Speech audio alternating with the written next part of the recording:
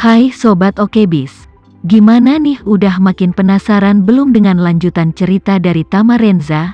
Masih ingat kan? Season 1 kemarin kita sampai bab mana? Nah sekarang kita lanjutkan Tamarenza di season 2 ya. Selamat mendengarkan dan enjoy the story bestie. Tepat ketika penawar di tempat kejadian kembali ke kamar mereka, sebuah ambulans keluar dari rumah sakit. 3 menit yang lalu, Pusat Darurat 120 menerima panggilan darurat bahwa ada pasien dengan serangan jantung mendadak di Jinmao Mansion, apartemen kelas atas di Jakarta dengan harga setinggi 80 juta per meter persegi. Jadi 120 unit gawat darurat langsung menugaskan tugas ini ke rumah sakit pusat terdekat. Rumah sakit pusat, pada gilirannya, segera menugaskan tugas ke ambulans yang pergi dengan peluit. Ketika ambulans tiba di Jinmao Mansion, 4 petugas medis turun dari mobil. Keempatnya mengenakan jas putih, masker, dan topi medis. Keempat orang ini naik lift ke lantai atas mansion dan datang ke apartemen 2501. Menurut nomor pintu tempat panggilan darurat itu dilakukan. Namun, saat ini, tidak ada pasien serangan jantung di apartemen ini. Menunggu di ruang tamu saat ini adalah 4 tenaga medis, juga mengenakan jas putih, masker, dan topi, 3 pria dan 1 wanita. Keempat orang ini tidak hanya berpakaian sama dengan 4 orang yang datang di ambulans, bahkan ukuran fisiknya pun hampir sama. Selain mereka, ada juga 3 orang yang berdiri di ruangan itu, yaitu Johan dan tangan kanannya Abner, serta Ervin yang baru saja mengikuti Johan. Begitu kedua kelompok bertemu, Johan segera berkata kepada 4 petugas medis yang menyamar di sekitarnya, "Kalian berempat, cepat dan taruh Abner di tandu dan bawa dia ke ambulans." Dokter yang berpakaian seperti pemimpin keempat segera berkata, "Ya, Guru, kami sedang dalam perjalanan." Ervin mengingatkan, "Mulai sekarang sampai kamu masuk ke mobil dan pergi, kalian berempat tidak boleh melihat ke pengawasan, agar tidak terlihat, mengerti?" Pria itu dengan cepat mengangguk, dimengerti. "Bagus," Ervin berkata dengan serius, "segalanya tidak boleh terlambat, kalian cepat dan pergi." Johan kemudian berkata kepada Abner, "Abner cepat berbaring di tandu, akhir-akhir ini istirahatlah di rumah sakit." Abner menyeringai dan melambaikan tangannya dan berkata, "Oke, Tuan. Kalau begitu saya akan pergi ke rumah sakit untuk memulihkan diri selama beberapa hari." Tak lama kemudian, Abner sudah terbaring di atas tandu, disusul oleh 4 tenaga medis yang membawanya keluar. Setelah mereka pergi, Johan berkata kepada 4 orang yang baru saja turun dari ambulans, "Pakaian sudah siap untukmu, cepat ganti. Kita akan pergi dalam 10 menit. Keempat para medis melepas topeng dan topi mereka, dan wanita di antara mereka adalah Sinta, dan di antara 3 laki-laki di sebelahnya, salah satunya adalah kakeknya Daron, salah satunya adalah pengawal pribadi Daron, Karl, dan yang lainnya adalah prajurit bintang 5 dari Cataclysmic Front. Pada saat ini, Sinta berkata kepada kedua pria itu dengan rasa terima kasih yang besar, "Sulit bagi kalian berdua untuk menemukan cara yang baik untuk membantu kami keluar. Aku sangat berterima kasih kepada kalian berdua." Johan melambaikan tangannya, menunjuk ke Ervin, dan berkata, "Ini semua ide dari penasihat militer saya ini." Ervin berkata, "Saya juga berbagi kekhawatiran Master Renza, ini semua bagian saya." Baru saja, Ervin memberi Johan ide ini, menggunakan panggilan darurat dan beberapa orang Johan, memainkan jangkrik emas untuk mengeluarkan mereka bertiga dari rumah sakit tanpa diketahui. Jika seseorang benar-benar datang ke Jakarta untuk menanyakan keberadaan ketiga orang ini, tidak mungkin melacak barisan ini untuk mereka. Selain itu, bahkan dengan penyelidikan terperinci tentang ini, tidak mungkin menemukan petunjuk apapun.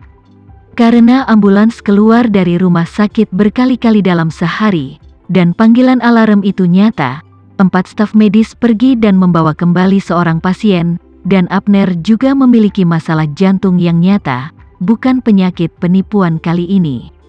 Teman ini biasanya merokok dan minum, dan makan ikan besar dan daging dengan minuman, dan menghadapi ketidaknyamanan jantung yang teratur. Beberapa pembuluh darah telah lama menunjukkan tanda-tanda penyumbatan. Dokter telah lama menyarankannya untuk memasang beberapa stent, tetapi dia telah menyeretnya, jadi Johan akan membiarkan dia mengambil kesempatan ini hari ini, sebagai bagian dari rencana untuk pergi ke rumah sakit untuk memasang stent. Seperti kata pepatah, lakukan set lengkap drama, telepon nyata, keadaan darurat nyata, dan pasien nyata. Ini semua untuk memastikan bahwa bahkan jika keluarga Faye datang untuk orang-orang, mereka sama sekali tidak dapat menemukan satu petunjuk pun. Di malam hari, Sinta, Daron, dan Karl Januar, yang dipimpin oleh beberapa tentara dari Front Cataclysmic, naik helikopter dan terbang ke pelabuhan kantor pusat. Pada saat ini, sebuah kapal kargo yang penuh dengan puluhan ribu ton biji-bijian telah mengangkat jangkar dari pelabuhan dan perlahan meninggalkan pelabuhan.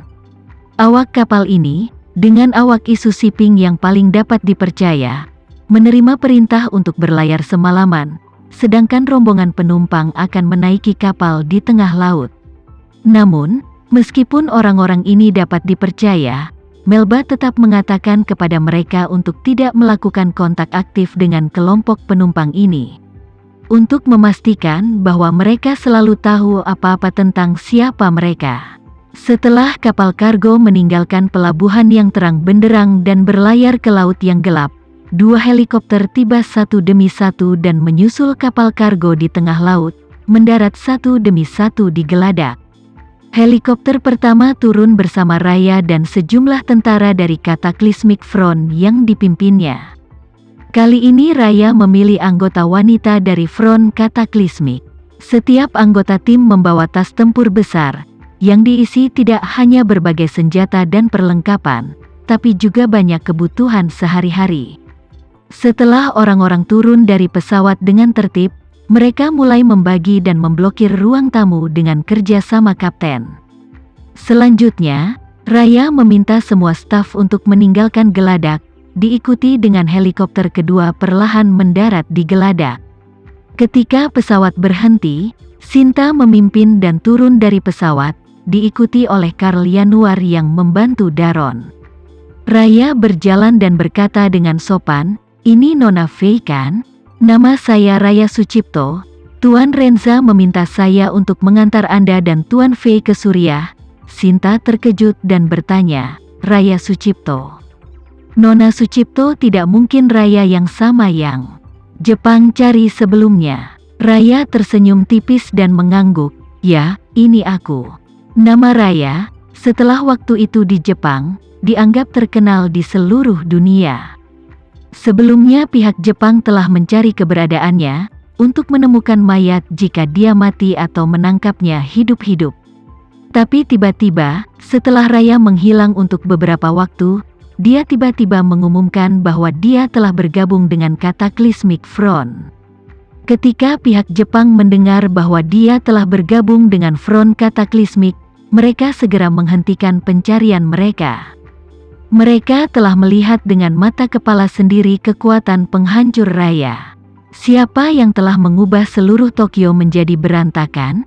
Sekarang dia telah bergabung dengan Cataclysmic Front, dia memiliki pendukung yang kuat, dan dalam keadaan seperti itu, Jepang tidak mau lagi menyentuh nasib buruk ini. Oleh karena itu, Departemen Kepolisian Jepang telah memberikan instruksi secara internal, selama Raya tidak datang ke Jepang, pihak Jepang tidak akan lagi mengejarnya. Sinta tidak menyangka akan bertemu Raya yang terkenal di sini, dan dia bahkan adalah bawahan Tama. Apalagi, ketika Tama dengan sengaja meledakkan berita garang itu, bahwa lelaki tua dari keluarga Sucipto telah menjual cucunya ke Jepang, seluruh dunia tahu bahwa dia adalah putri tidak sah dari keluarga Sucipto, dan putri tidak sah dari keluarga Sucipto telah menjadi bawahan Tama, yang membuat Sinta semakin terkejut. Sekian dulu ya video kali ini, kita lanjutkan lagi videonya di lain waktu. Oh iya, bagaimana menurut kalian? Semoga bisa sedikit menghibur kalian semua. Untuk teman-teman yang baru nonton, jangan lupa subscribe ya, hehehe. Dan kalau teman-teman ada yang ingin gabung langganan, bisa langsung gabung saja untuk dapat fitur yang menarik dan sedikit membantu Mimin. Terima kasih banyak sudah menonton, sampai jumpa lagi, bye bye bye.